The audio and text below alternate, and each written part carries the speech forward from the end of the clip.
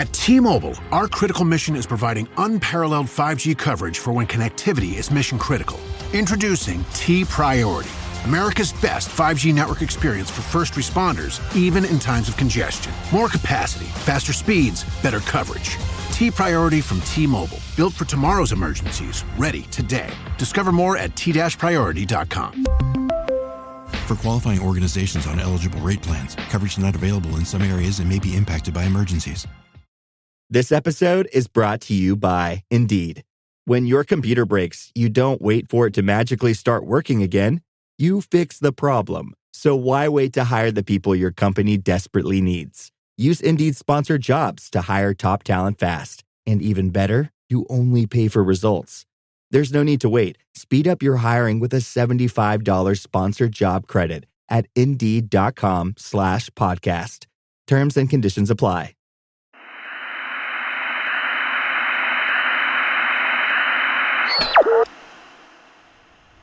Good evening.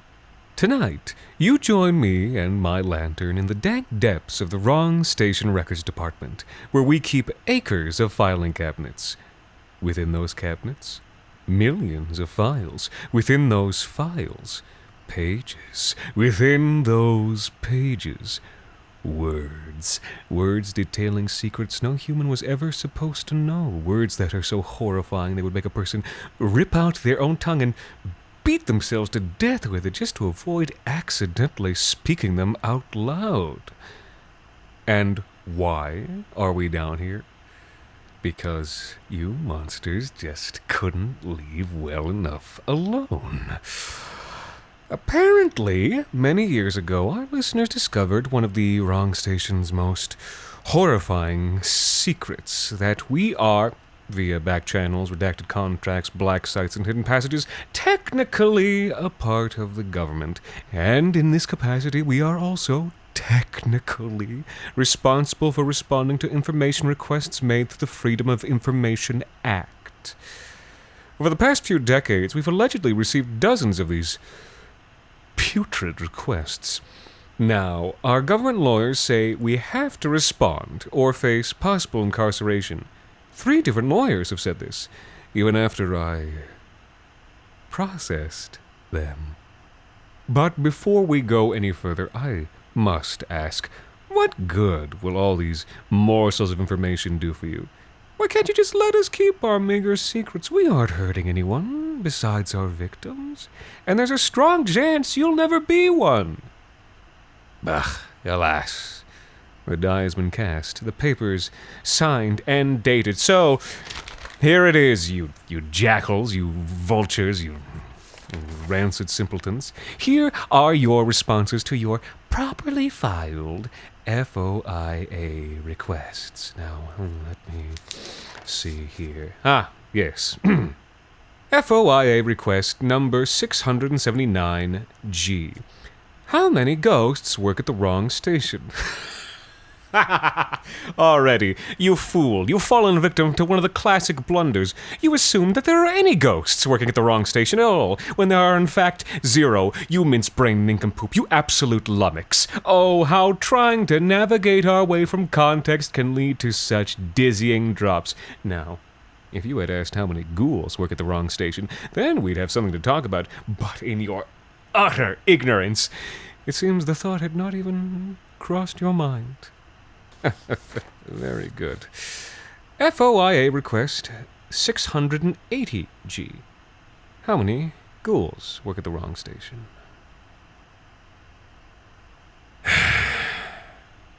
Yes, I see. The answer is 3. Prince in our graphic design department, Tafetta in accounting, and Mogesley, who we've put in the mailroom, though we only hired Mogesley because he's Tafetta's son. FOIA request number 556B. Divulge any employment details and history you have regarding the entity known as St. John, along with any details of its initial hiring. St. John, our most chittering intern. Now, I can't possibly hazard a guess as to why you'd want to know about him. It's, really, quite boring. But I suppose that the FOIA, I better FOI do. St. John, as I recall, responded to an opportunity posting we had put out into the howling, screaming void, I want to say, about an epoch ago. His resume was very impressive, and he had actually worked for the wrong station before, albeit in a reality separate from our own. As he described it, in this universe, the wrong station was not a meager, if plucky, podcast, but was an all-encompassing crypto-capitalist empire of sorts, galaxy-spanning conquerors and exciting things like that. And when I asked, as you must, why he would leave such a promising company, he related to me things had gone a bit south of late, as a united human Mothman, Moleman, Martian Mothman alliance had assembled a fleet to fly into the heart of the wrong station armada and destroy the wrong Emperor. And please note that when I say wrong Emperor, I don't mean the figurehead of some sort of wrong empire, but rather a planet-sized and very wrong super mecha weapon possessed of its own will and spiraling out of evolutionary control due to absorbing a millennia's worth of ambient space radiation. So yes, St. John saw which way the wind was blowing, hopped on the net, saw the posting, and thought to get out while the getting was good. Though, of course, being the logistics director for the northern quadrant of a space empire isn't exactly the same as working at a podcast, so we started him off as an intern. As for job description and history, well, he does intern things. And not very well, I might add. And there you have it. Next question. FOIA request 867L. I fed my son wrong station branded cereal, and now he won't stop holding his face and shaking. What was in the cereal? All right, you listen here and you listen good. You listen to every goddamn word I'm about to say. We have never, ever made cereal. You can't fucking prove it. The courts couldn't fucking prove it. Even God himself couldn't prove it. So don't you ever ask us about this again. FOIA 409L. Can you discuss Employee Incident Report number 6402 filed April 22nd, 2008, and the associated complaint filed the same day? Yes, this really didn't need to be a formal report. A trifling matter, really, but fine. It was April 22nd, and I was stepping out of the office for the day. Absolutely miserable outside, of course. You know what they say. April showers and all. But in any case, on the sidewalk with me, there was also a young lady who was flagging down a taxi. And, of course, with the rain, there was also a rather large puddle between her and the taxi when it pulled up. And it's not that I thought that this young woman couldn't make the jump. But you know, one has the impulse to be a gentleman in this kind of situation. And I was standing there, thinking of what I could do, when who should also be leaving the office for the day but one of our employees, Yucca Poison. Fantastic, I thought, and I pulled out my deer knife, and with one swift and deft motion I made a cut down the length of Yucca Poison's body and removed the entirety of their skin in one piece. And then, of course, laid down the skin for this young woman to step over and get into her taxi. And let me tell you, the gesture was appreciated. But when I looked back, Yucca Poison was all in a tiz. Here I'd assumed they were a team player, someone who didn't fret the little things. Complete misjudgment on my part. And so we stepped back inside, went upstairs, filled a form. Took damn near 15 minutes. So many questions on those things. Speaking of which, let's move on. Here's one. All right. I believe the following letter fulfills FOIA request number 740. Dearest Henry, the ocean betwixt us grows more confounding each day. The galleon is 3 sheets to the wind, traveling at what I believe to be nearly 15 knots, and yet there is no breeze. I stand upon the deck, but not even the ribbon on my hat is disturbed. Worse, a bizarre mist has come up from the depths to surround our ship. It obscures the water from view completely. At night, I swear I can see lights cavorting in the twirling clouds. The men on this ship, these men, they are horrid and brutish, and yet even they fear these strange conditions. One man has already leapt overboard. If his body hit water, we did not hear the splash. I'm terrified, Henry. The only thing that stills my racing heart is the knowledge that you are on the other side of this journey, and that one day soon you will once again be all up in these guts, just absolutely slamming my back walls. Forever yours, Diana. And that was sent July 18th, 1801. No need to read the request. If you wrote it, you know. If you didn't, it's not your business. No, let me see. Ah, yes, an FOIA request by the number and letter designation of 110K. Where do you keep your secret recipes? That one's easy. I keep them up in my head. Should I pull one out? No, it's quite all right. I assure you. Here, I'll just...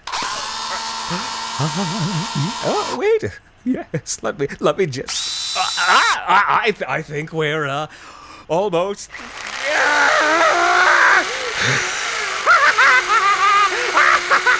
Oh, there we go. There it is. Oh, yeah. Oh, baby.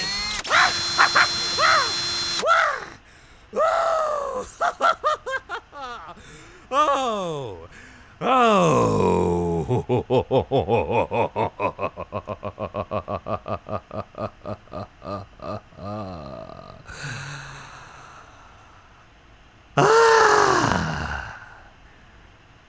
Oh my, we're gonna need someone to mop that up.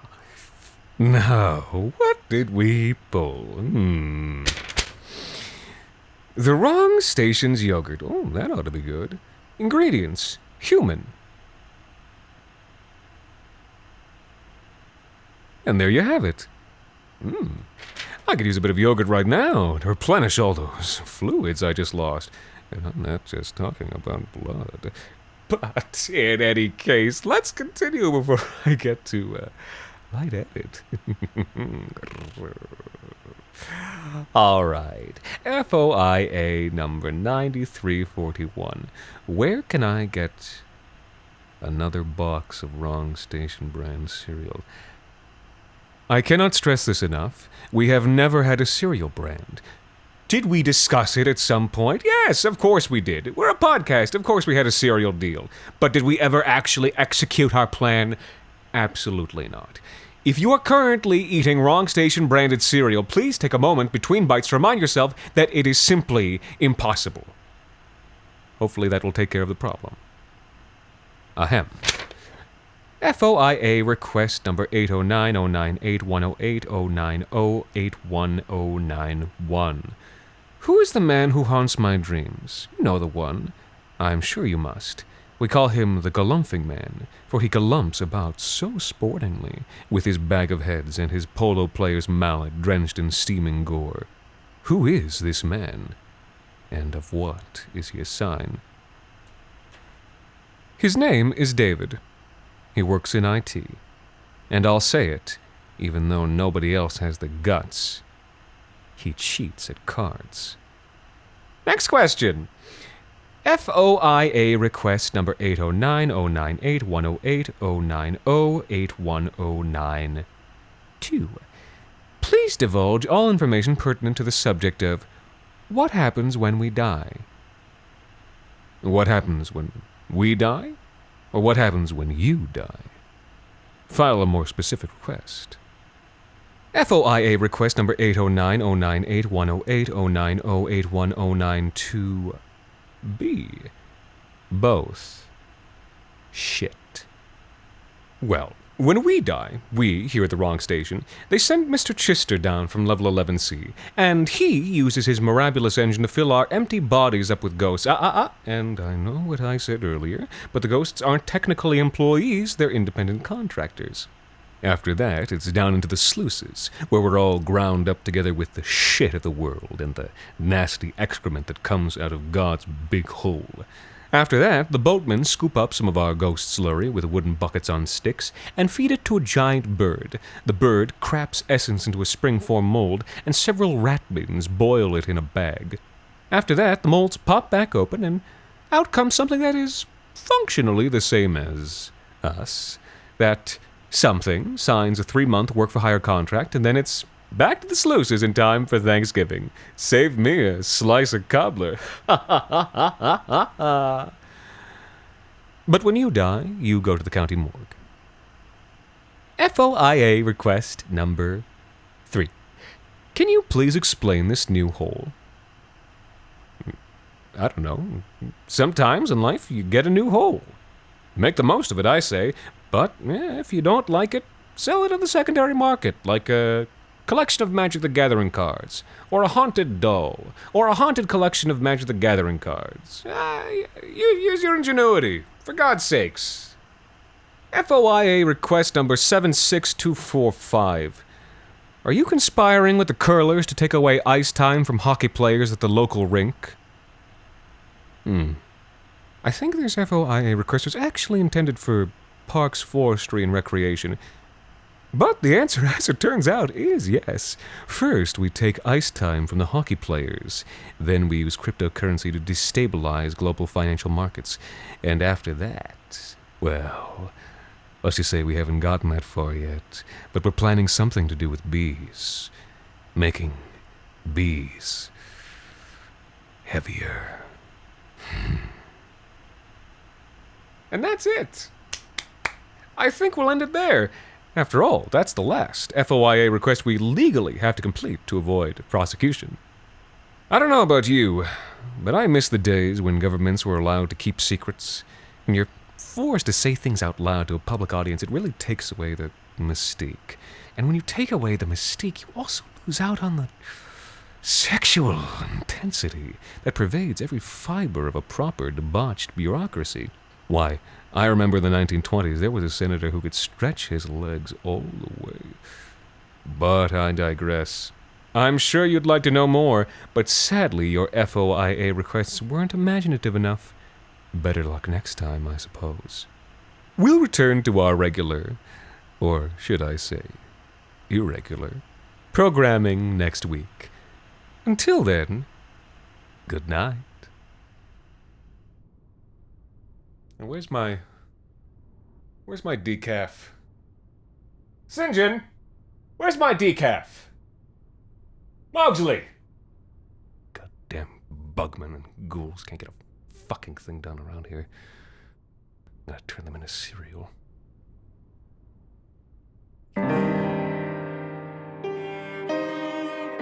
This special teaser was written by the Wrong Station team and brought to you by Human Yogurt.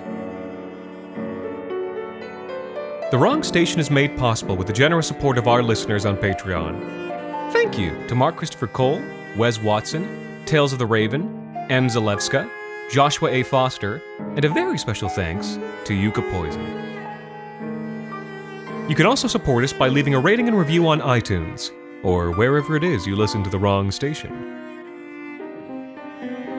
The Wrong Station is co-produced by Alexander Saxton, Anthony Botello, and Jacob Duarte Spiel, with music composed and performed on the piano by Ilan Citrin, and arranged for the viola and performed by Viola Schmidt.